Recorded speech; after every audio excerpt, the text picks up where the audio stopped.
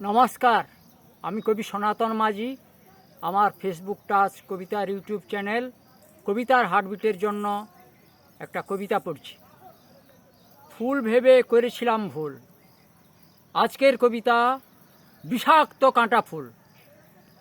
এনেছিলাম ফুটবে তুমি ফুল গাছে, কিন্তু দেখি কাঁটা ঘাসে হয়ে আছো খাড়া।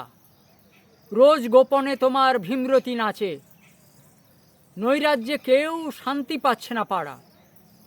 জগতের যত ফুল জানাচ্ছে ধিক্কার, কি করে ভাবছো তুমি নিজেকেই সেরা?